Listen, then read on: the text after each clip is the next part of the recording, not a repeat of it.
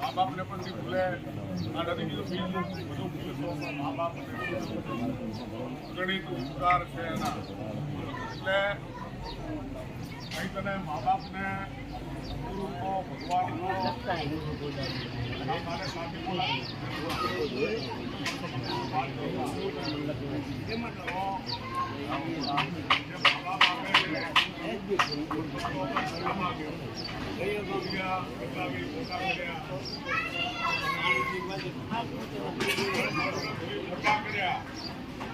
અને બહુ બેઠા સત્તા એનો મા બાપનો મતલબ માનો કે મા બાપ આપણે મોટા કર્યા હોય અને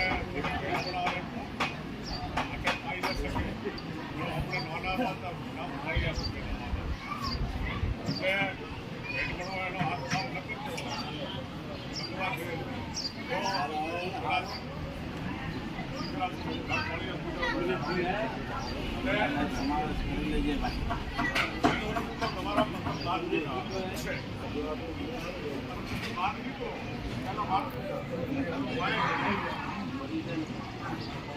ચાર છે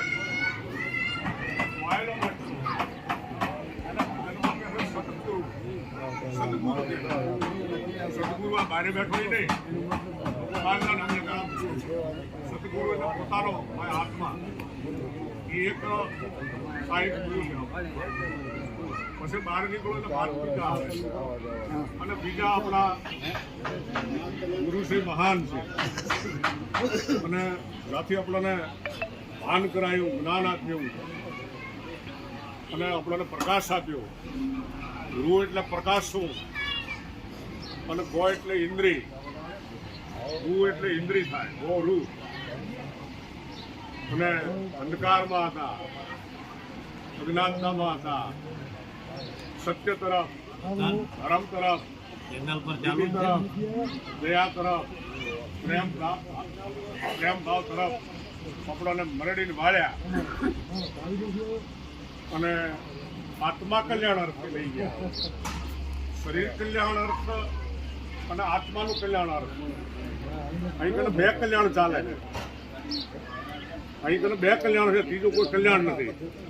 એક શરીરનું સુખ માટે, એના માટે રૂપિયા કમાણા ભાગની વાત.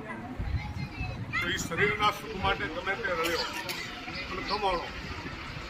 પછી આત્માનું ભલું, આત્માનું સુખ, આત્માનું કામ, આત્મા વિશે વિચારવું તો પડે. તો આત્માનું ભલું ક્યાં છે કે સત્કર્મમાં છે, હરિભજનમાં છે, સત્સંગમાં છે, સેવા કામમાં આત્માનું ભલું થાય અને સતસેવા પ્રેમ ભક્તિમાં આત્માનું કલ્યાણ રહેલું છે. એટલે કલ્યાણ કરવા માટે કંઈક ભગવાને આપણને ખૂબ આપ્યું છે, પ્રસાદી આપી છે. આપણને જીવવા માટે આ કેટલું બધું કરી મૂક્યું છે જીવવા માટે, અને એને ખૂબ આપણને સગવડ આપી. અને એ સગવડ પછી આજ કંઈક અને ઋષિમુનિઓએ, આજના વૈજ્ઞાનિકોએ આપણને ખૂબ સગવડ આપી દીધી. હાથમાં મોબાઈલ આપી દીધા, પણ એનો સારો ઉપયોગ થાય. કંઈક અને સારા માટે આપ્યું છે, દુરુપયોગ માટે નથી આપ્યું. અને દુરુપયોગ કોઈનો કરાય નહીં. કંઈક અને કોઈ નકામું નથી. આ કને નકામું એ કાંઈ છે જ નહીં. એક જણો ગુરુ કરાવવા ગયો કે તમે મને ગુરુ બોધ આપો અને કંઠી બાંધો મારી. એટલે પહેલા ગુરુ તારી લાયકાત દેખતા, પાત્રતા દેખતા. અને પાત્ર વગર પીરસાવું નકામું છે. પાત્ર હોય તો તમે પીરસી શકો અને કુપાત્ર દાન થાય નહીં. પાત્ર હોય તો જ્ઞાન દાન, વિદ્યાદાન, અન્નદાન આ બધા દાન થાય. પણ પાત્રતા જોઈએ છે. પહેલું તો આને પાત્ર બનાવવાની જરૂર છે. પાત્ર બન્યા એટલે પછી શોધવાનું ના આવે અને ગોતવાનું ના આવે. આ ગોતે મળે નહીં ગુરુ વાલૈયો. આ ગુરુ ગોતવાથી નથી મળતો, ભગવાન ગોતવાથી નથી મળતો, એમ દોડવાથી ભગવાન નથી મળતો. પણ આને તમે પાત્ર બનાવ્યું એટલે ઓટોમેટિક તલાવ ખંદાય, કૂવો ખંદાય. આ 24 ની અંદર કદાચ અમારી ગણતરીએ આપણા જે વડીલો તલાવ અમારે 2000 દાદા હતા મીરપુરા પરિવારમાં મહાન થઈ ગયા પલાસવામાં. પછી મીરપુરા હાક પડી તો એમણે શું કર્યું, તલાવ ખંદાયું અને 24 ગણતરી 5 પ્રથમ તલાવ ખંદાયું હતું. તો આજ કહીને વૃક્ષો વાવવાની જરૂર, કુવા ખંડાવતા, તલાવ ખંડાવતા પ્રકૃતિ બચાવવા માટે. દુષ્કાળ જો પડે ને તો ખરેખર તલાવ અને ભવિષ્ય આ જાગૃતતા ખરેખર ફેલાવી જોઈએ. આના માટે સરકાર મહામંથન કરી રહી છે કે ગામડે ગામડે તલાવો ખંડાય, નવા ગળાય અને વૃક્ષો વવાય. અને આપણા વડીલો આ પ્રકૃતિ પ્રેમી હતા. પર્યાવરણ ટકાવવું જોઈએ.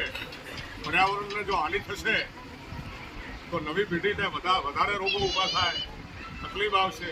એટલે પાણીને વાણી આ વિવેકે વપરાશ સારું છે. એટલે અહીં વૃક્ષો હોય તો સારું છે. પાણી આ હકીકતમાં શિક્ષણ, પાણી, હવા ચોખ્ખી હોય તો આ બધી ઋતુઓ હચવાશે.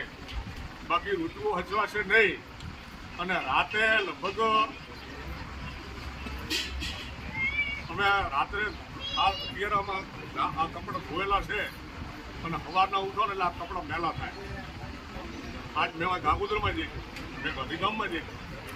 એટલે એટલું આપણું પ્રદૂષણ એ ગજા બહારનું છે.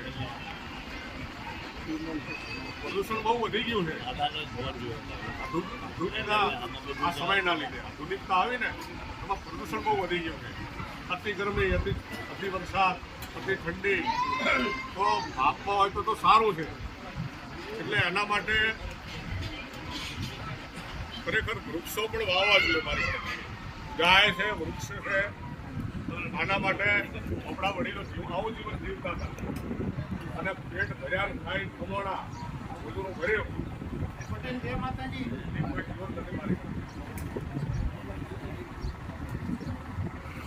અને પ્રથમ તો ભાત પીતા આવે એટલે વિજયભાઈ આવરા